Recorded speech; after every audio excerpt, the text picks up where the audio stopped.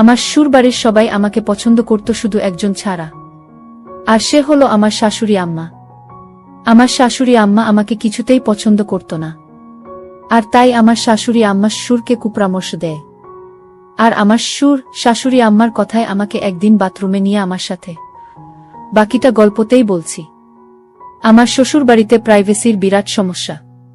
উপরতলার কথা নিচতলা থেকে শোনা যায়। রিফাত যখন আমাকে বিয়ে করে এ বাড়িতে নিয়ে এলো, সবার মাথায় যেন আকাশ ভেঙে পড়ল। আমার শাশুড়ি রিফাতকে উপরে নিয়ে যা বললেন তার মর্ম হল, রিফাতর জন্য খুব বড়লোকের হার্ভার্ড ইউনিভার্সিটিতে পড়া মেয়ের বিয়ে কথা চলছিল। এর মাঝে রিফাত কেন একটা গরিব গুরবা মরহুম সাংবাদিকের মেয়েকে বিয়ে করে এনেছে? এই মেয়েকে নিয়ে কি আত্মীয় স্বজনদের সামনে মুখ দেখানো যাবে? রোটারি ক্লাবের মিটিংয়ে যাওয়া যাবে? রিফাত বোধহয় বাড়ি ছেড়ে দেয়ার হুমকি দিল, ওতে আপাতত কাজ হল। শাশুড়ি আম্মা তিতা ঔষধের মতো আমাকে কোনো রকমে গিললেন। আসলে শাশুড়ি আম্মার রাগ করাটাই স্বাভাবিক। গুলশানে ওনাদের এত বড় দোতলা বাড়ি, সামনে পেছনে বিরাট লন। শ্বশুর সাহেব আর্মি থেকে আর্লি রিটায়ারমেন্ট নিয়ে এরশাদের আমলে বিরাট ব্যবসা আরম্ভ করেছিলেন। সমাজের রাঘব বোয়ালদের সঙ্গে ওনার যাতায়াত। ছেলে রিফাত 6 ফুট লম্বা, সুদর্শন, বিশ্ববিদ্যালয়ের উচ্চতম কর্মকর্তা। পড়ালেখায় ভালো বলে বিসিএস দিয়ে ইনকাম ট্যাক্সে ঢুকেছে। সেই ছেলে কিনা এমন একটা মেয়েকে ঘরে এনেছে যার বাবা তো নেই, আদাবরে কোনরকম বাড়ি ভাড়া করে থাকে। আমার শ্বশুর সাহেব মনে হলেন না এ নিয়ে বিশেষ ভাবিত। তিনি প্রথম দিন থেকেই একটা নিরপেক্ষ অবস্থান নিলেন। আমাকেও দুঃখ দিতে চাচ্ছেন না, আবার শাশুড়ি আম্মাকেও খেপাতে চাচ্ছেন না। হয়তো কখনো ডাইনিং রুমে আমার সঙ্গে একটু হেসে কথা বলছেন। শাশুড়ি আম্মা ঢোকার সঙ্গে সঙ্গে আড়ষ্ট হয়ে খাবারে মন দিলেন। রিফাত সকালে অফিস চলে যায়, বাবা চলে যান ব্যবসার কাজে। সংসারের নৌকায় অস্বস্তির ঝড়ে দুলতে থাকি আমি আর শাশুড়ি আম্মা। প্রথম 1 মাস শাশুড়ি আম্মা আমার সঙ্গে একটুও কথা বলেননি। এমনভাবে দৃষ্টি হানতেন মনে হতো আমি কোনো ডাকিনী যোগিনী, টাকার লোভে ওনার ছেলের মাথা খেয়েছি। এর মাঝে আল্লাহর বিচার, শাশুড়ি আম্মা হঠাৎ মাথা ঘুরে বাথরুমে পড়ে গেলেন। আমি গিয়ে তাড়াতাড়ি ওনাকে মেঝে থেকে টেনে ওঠালাম, কাঁধে ভর দিয়ে ওনাকে বিছানায় নিয়ে শোয়ালাম। আমি একটা গামছায় বরফ ভরে ওখানে চেপে ধরলাম। শাশুড়ি আম্মা খানদানি পরিবারের অভিজাত মহিলা। আমি স্পর্শ করামাত্রই কেমন শক্ত আর আড়ষ্ট হয়ে গেলেন। মনে হলো আমি চলে গেলেই বাঁচেন। আমি বরফ হাতে নিয়ে বললাম, আপনার অনেক কষ্ট হচ্ছে, আমি আপনারে যত্ন করি। আম্মা, খুব ব্যথা লাগছে বুঝি? শাশুড়ি আম্মা শুকনো গলায় বললেন, সুরাইয়াকে ডাকা হোক। সুরাইয়া আমাদের কাজের মেয়ে, আজ আসেনি। আমি বললাম, সুরাইয়া তো আজ আসেনি আম্মা, দারোয়ান ভাই আছে। 1 গ্লাস পানি আনা হোক। আম্মা, এভাবে প্যাসিভ ভয়েজে না বলে অ্যাক্টিভ ভয়েজে কথা বললে ভালো লাগতো। শাশুড়ি আম্মা কটমট করে তাকিয়ে বললেন, পানি আনছো না কেন? আমি পানি এনে বললাম, আমার একটা নাম আছে, টুম্পা। আপনার ছেলে বলে টুম্পুমনি। আপনার তো কোনো মেয়ে নেই, টুম্পা বলে ডাকবেন, দেখবেন মনটা ফুরফুরা লাগবে। মা কোনো জবাব দিলেন না, ধক ধক করে পানি খেয়ে পাশ ফিরে শুয়ে পড়লেন। শাশুড়ি আম্মা প্রথম আমার রান্না খেতেন না। বাথরুমে পড়ার পর থেকে খাওয়া আরম্ভ করেছেন। আমি রুই মাছের মাথা, ইলিশ মাছের পেটির টুকরো শাশুড়ি আম্মার দিকে এগিয়ে দিই। শাশুড়ি আম্মা প্রশংসা অপ্রশংসা কিছুই করেন না। আমার শ্বশুর সাহেব কম বেশি শাশুড়ি আম্মাকে অনুসরণ করেন, সংসারে খামোখা ঝামেলা পাকাতে চান না। সেদিন চিংড়ির দোপেঁয়াজা রাঁধছি, শাশুড়ি আম্মা কি কাজে কিচেনে এসেছেন। আমি চামচে একটু দোপেঁয়াজা এগিয়ে দিয়ে বললাম, মা টেস্ট করে দেবেন কেমন হয়েছে। মা কটমট করে আমার দিকে তাকিয়ে চামচ থেকে দোপেঁয়াজা চাখলেন। তারপর বললেন, বাড়িতে নারকেলের পাউডার আছে, ওটা দিয়ে মালাইকারি রেঁধো, মজা হবে।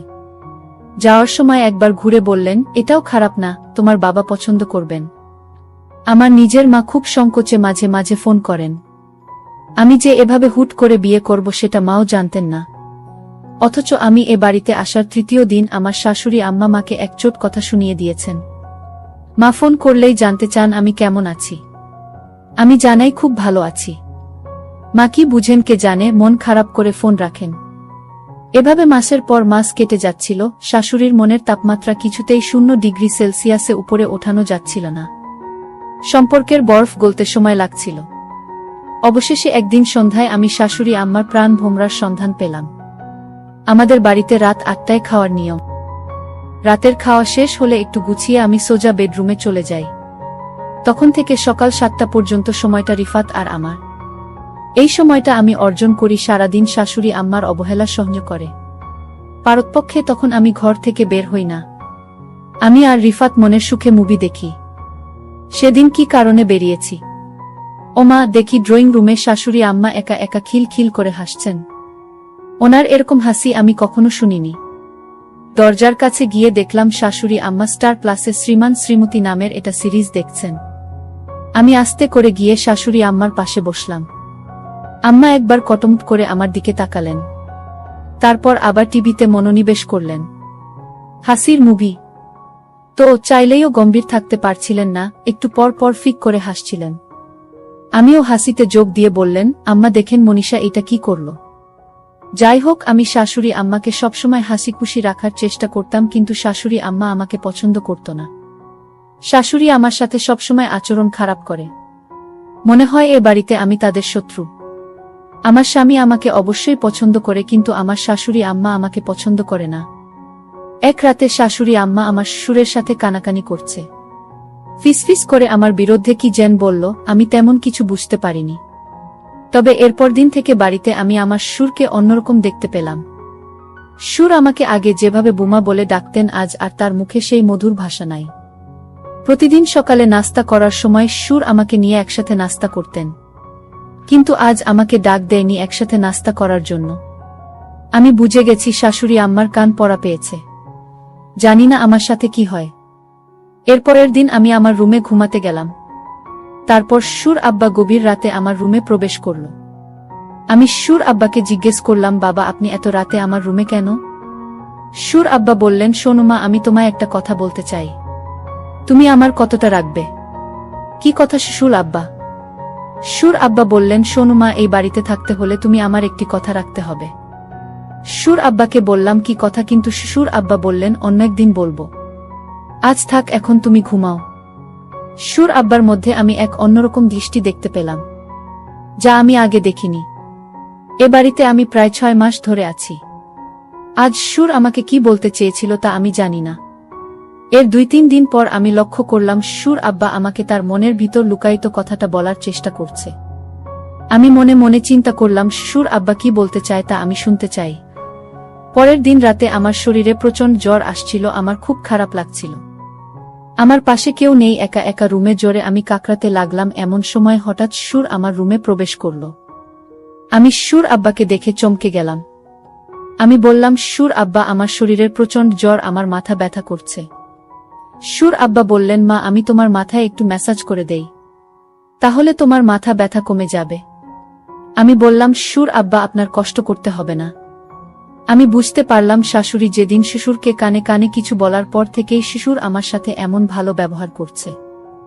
জানি না এটা কি ভালো ব্যবহার নাকি আমার সাথে অন্য কিছু হতে যাচ্ছে। যাই হোক, শ্বশুর আব্বা বললেন, মা, তোমার শরীরের অনেক জ্বর, তাছাড়া তোমার মাথা ব্যথা করছে, আমি তোমার মাথায় ম্যাসাজ করে দেই। আমার মাথাটা এত ব্যথা করছিল, আমি কিছুতেই আর না করতে পারলাম না। আর তাই শ্বশুর আব্বা আমার মাথায় মালিশ করে দিচ্ছিল। আমার খুব ভালো লাগছিল। আমার মাথা ব্যথাটা অর্ধেক কমে গিয়েছে। শ্বশুর আব্বা আমাকে বললেন, মা, আমি তোমার আর কোথায় মালিশ করে দিব? আমি বললাম, বাবা, আমার মাথা ব্যথা কমে গিয়েছে, আমার আর মালিশ করা লাগবে না। আপনি এখন রুমে গিয়ে ঘুমান। শ্বশুর আব্বা বললেন, ঠিক আছে বৌমা, তাহলে তুমি ঘুমিয়ে পড়ো, আমি সকালে আবার আসব। শ্বশুর আব্বা যখন রুম থেকে বের হতে লাগলেন, আমি শ্বশুর আব্বাকে ডাক দিলাম, বাবা শুনে যান। শ্বশুর আব্বা বললেন, কিছু বলবে বৌমা? আমি বললাম, হুম বাবা, আপনি আমাকে কি কথা বলতে চেয়েছিলেন? বলবেন বলবেন করে আর বলা হলো না। শ্বশুর আব্বা বললেন, মা, আমি তোমাকে যে কথাটি বলতে চাচ্ছি সেই কথাটা বললে তোমার মনটা খারাপ হয়ে যেতে পারে। বাবা আপনি বলেন, আমার মন খারাপ করব না। আপনি আমার বাবার মতো, আপনি যা বলবেন আমি তা মেনে নিব। শ্বশুর আব্বা বললেন, তার আগে তোমাকে আমার সাথে বাথরুমে যেতে হবে। আমি বললাম, বাবা বাথরুমে কেন? দরকার আছে, তুমি চলো, গেলেই বুঝতে পারবে। আমি অবাক হয়ে গেলাম তার কথা শুনে। আমি বললাম, ঠিক আছে বাবা, চলেন বাবা।